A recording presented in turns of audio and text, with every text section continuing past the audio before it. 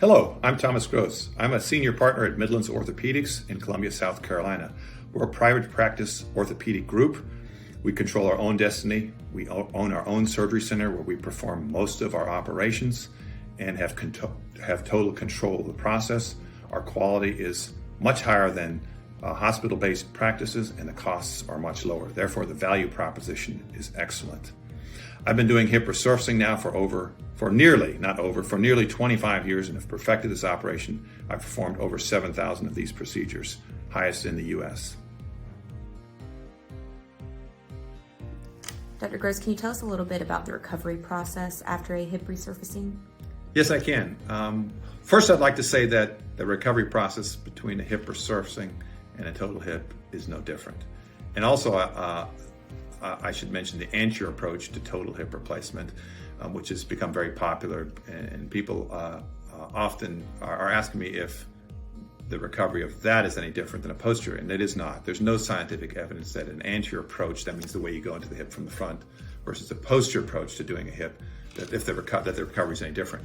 There are certainly differences on how different surgeons recommend patients recover, but there is no difference between the speed of recovery from an anterior and a total to posterior approach.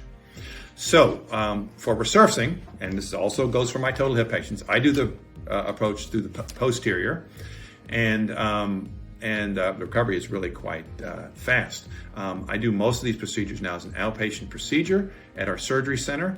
We've migrated away from doing it at the hospital because hospital has more sick patients. The hospital is much more costly, and it's just much more convenient for patients to have outpatient surgery. The only patients I still do at the hospital are patients who have significant medical problems that require more monitoring. But the main reason that patients have been in the hospital for a total hip replacement and resurfacing in the past is because there used to be a much more substantial blood loss, and we had to monitor people to see if they needed a transfusion. So you can't send people home and then the hemoglobin drops, and then they're needing, you don't know if they need a transfusion. But that doesn't happen anymore because blood loss is very minimal with these surgeries now with modern technology, and I haven't transfused anybody in over 10 years. So I'm very confident that no one's ever going to need a transfusion anymore. So we don't need the hospital for that part. The other part was the pain management. It used to be that we did general anesthesia. Patients woke up writhing in pain, and then we chased them with narcotic medications until they were all gorked out. And it took a few days for that to resolve. So, and they needed, the IV PCA pumps and IM narcotics, and you just can't do that at home. But with multimodal pain management, we have now perfected the process to the point where you don't need much narcotics. You still need some, but it's oral narcotics at a low dose, and people are perfectly safe to go home. So we now do them almost all at the outpatient surgery center. And the process is as follows. First of all, bone density matters too. So if people have stronger bone, they can put more pressure, and they can do more activity earlier than they can if they have weaker bone. So the people with weaker bone have to be slowed down a bit so they don't end up with a complication of a fracture.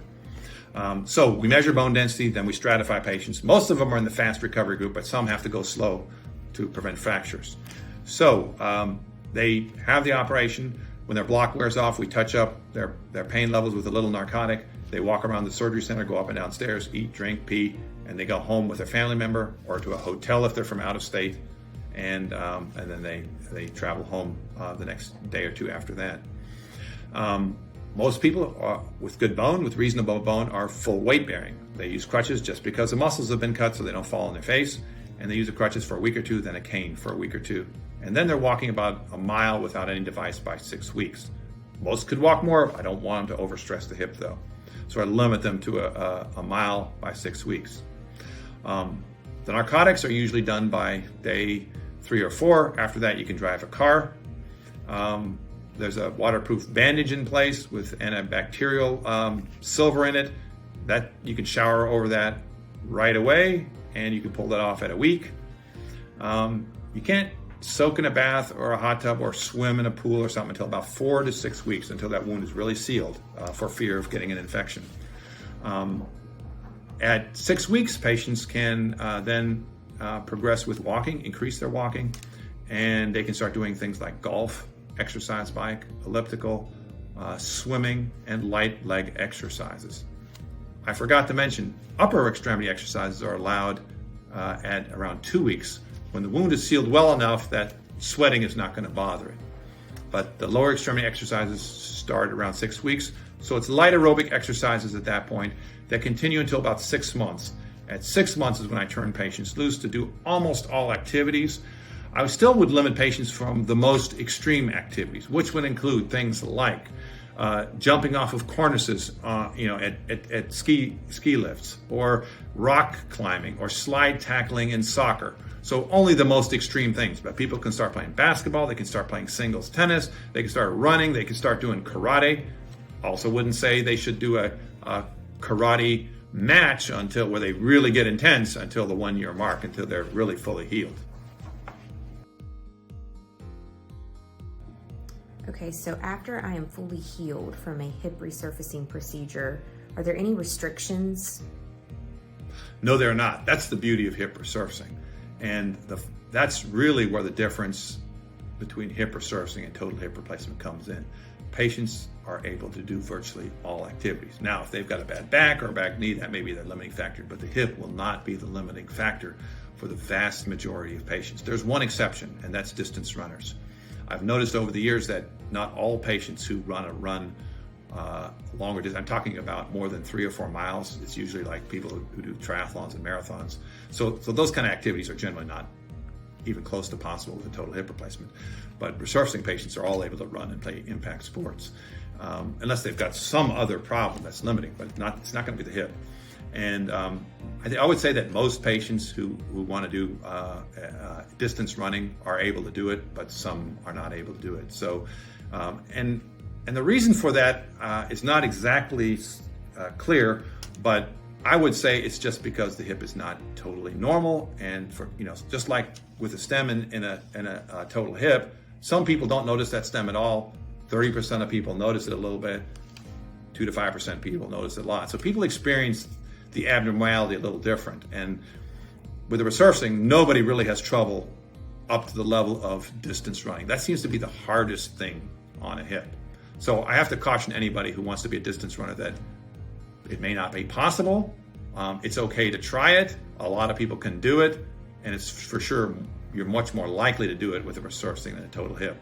But all other activities are possible. So at 6 months, the healing process is about 90% complete, I would say, at 6 months. So now everything is tough enough. The bone is tough enough. The femoral neck has recovered. I told you that the neck gets weaker for about 3 months. Now it's recovered. We actually have studies that have been done looking at the neck of the femur and the bone density and how it dips down and gets back up. And it normalizes around 6 months, which fits perfectly with the data on fractures. Fractures occur most commonly at 3 months, and they don't occur again after 6 months. Now, that doesn't mean someone can't have an automobile accident and break their femoral neck at some point in the future, but this fracture that's related to the surgery, the higher incidence, that goes away at 6 months. Then it's like a normal hip. You can break it if you do something crazy, but it's not going to happen with the resurfacing otherwise. And even people with low bone density now are back to their baseline risk of having a fracture. They no longer have an elevated risk.